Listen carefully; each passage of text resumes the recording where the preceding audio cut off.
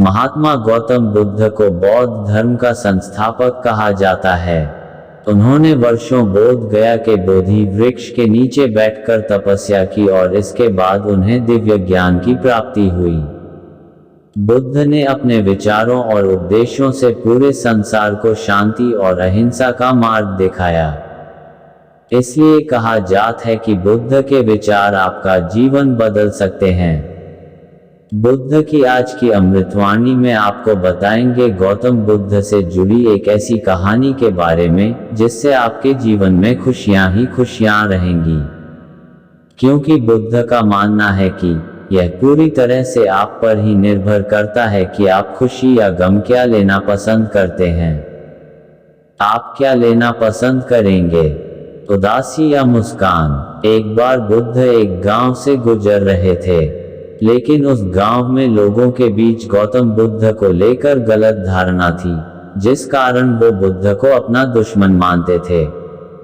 जब उस गांव में बुद्ध आए तो गांव वाले उन्हें बहुत भला बुरा कहने लगे और बददुआएं देने लगे, लेकिन इसके बावजूद भी बुद्ध गांव वालों की बात शांति से और मुस्कुराकर चुपचाप सुनते रहे।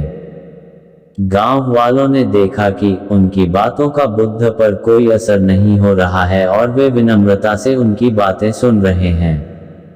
गांव वाले जब बोलते बोलते थक गए तो आखिर में बुद्ध ने कहा कि यदि आप सभी की बातें समाप्त हो गई हो तो मैं अब प्रस्थान करूं।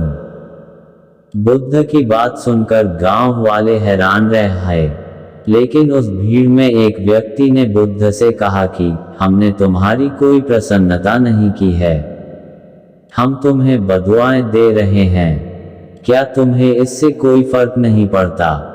बुद्ध मुस्कुराते हुए बोले, जाओ, मैं आपकी गालियां या बददुओं को लेता ही नहीं।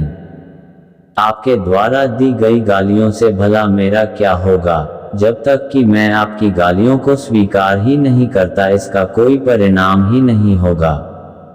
जानते हैं, कुछ दिन पहले एक व्यक्ति ने मुझे बहुत सारे उपहार दिए, लेकिन मैंने उसे लेने से मना कर दिया। जब मैं लूंगा ही नहीं तो कोई मुझे कैसे दे पाएगा? बुद्ध ने पूछा, बताइए, अगर मैंने उपहार नहीं लिया तो उपहार देने वाले व्यक्ति ने क्या किया होगा? भीड़ में से किसी ने कहा, व्यक्ति ने अपने उपहार को अपने पास रख लिया होगा।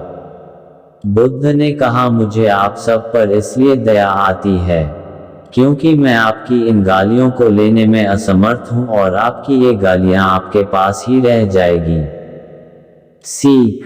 भगवान गौतम बुद्ध के जीवन से जुड़ी इस कहानी से यह सीख मिलती है कि हम अक्सर अपने दुखों का कारण दूसरों को समझते हैं, लेकिन असल में यह हम पर ही निर्भर करता है कि हम वास्तव में क्या लेना चाहते हैं, खुशी या गम, उदासी या मुस्कान। यकीन मानिए, ये छोटी सी कहानी जीवन में एक बड़ा बदलाव ला सकती है।